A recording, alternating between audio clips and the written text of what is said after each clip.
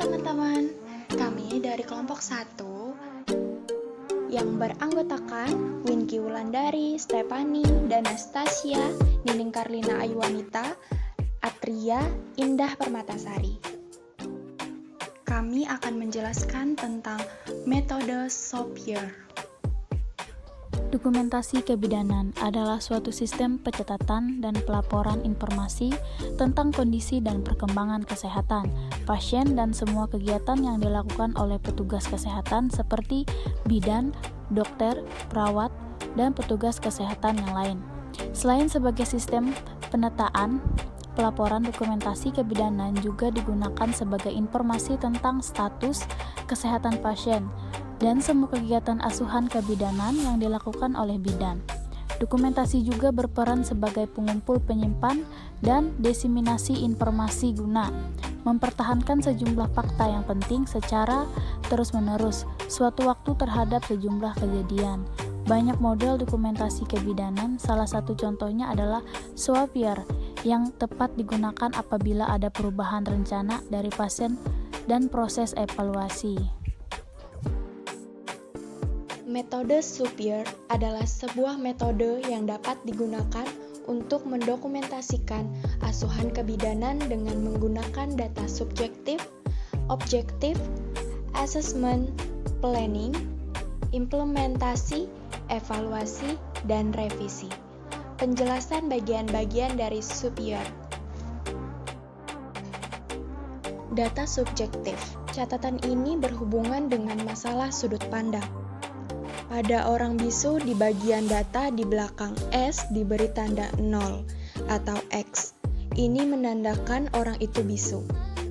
Dan data subjektif menguatkan diagnosa yang akan dibuat. Data objektif. Data ini memberi bukti gejala klinis pasien dan fakta yang berhubungan dengan diagnosa. Baik, di sini saya akan menjelaskan tentang analisa.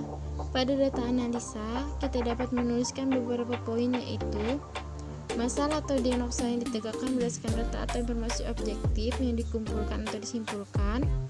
Karena keadaan pasien terus berubah dan selalu ada informasi baru, baik subjektif maupun objektif, dan sering diungkapkan secara terpisah-pisah, maka proses pengkajian adalah suatu proses yang dinamik. Mengikuti perkembangan pasien dan menjamin suatu perubahan baru cepat diketahui dan dapat diikuti sehingga dapat diambil tindakan yang tepat. Yang selanjutnya planning. Planning ada beberapa poin, yaitu 1. Membuat rencana tindakan saat itu atau yang akan datang ini untuk mengusahakan mencapai kondisi pasien sebaik mungkin atau menjaga dan mempertahankan kesejahteraannya. 2. Proses ini termasuk kriteria tujuan tertentu dari kebutuhan pasien yang harus dicapai dalam batas waktu tertentu. 3. Tindakan yang diambil harus membantu pasien mencapai kemajuan dalam kesehatan dan atau proses persalinannya, dan harus mendukung rencana dokter bila itu dalam manajemen, kolaborasi, atau rujukan. Catatan ini menggambarkan pendokumentasian tindakan implementasi dan evaluasi perencanaan berdasarkan asesmen. Kemudian implementasi ada beberapa poin, yaitu 1. Pelaksanaan rencana tindakan untuk mengatasi masalah, keluhan, atau mencapai tujuan pasien persalinan. Tindakan ini harus disetujui oleh pasien, kecuali bila tidak dilaksanakan akan membahayakan keselamatan pasien. Kedua, pilihan pasien harus sebanyak mungkin menjadi bagian dari proses ini. 3. Apabila kondisi pasien berubah, intervensi mungkin juga harus berubah atau disesuaikan. Oke, baiklah, yang selanjutnya ada evaluasi.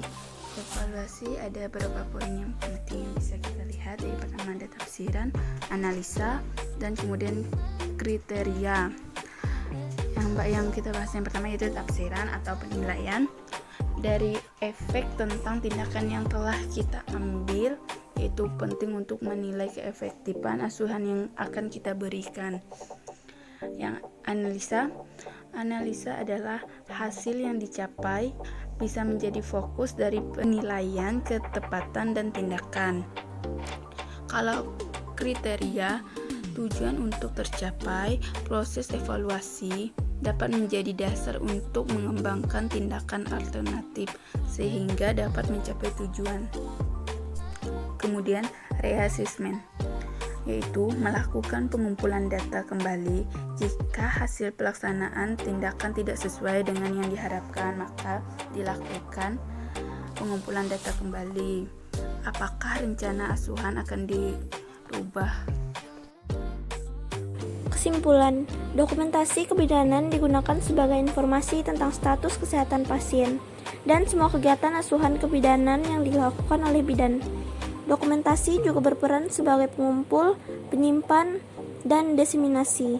Informasi juga digunakan mempertahankan sejumlah fakta yang penting secara terus-menerus terhadap suatu waktu terhadap sejumlah kejadian. Bentuk software lebih tepat digunakan apabila ada perubahan rencana dari pasien dan proses evaluasi mulai dilakukan. Cara penulisannya adalah sebagai berikut.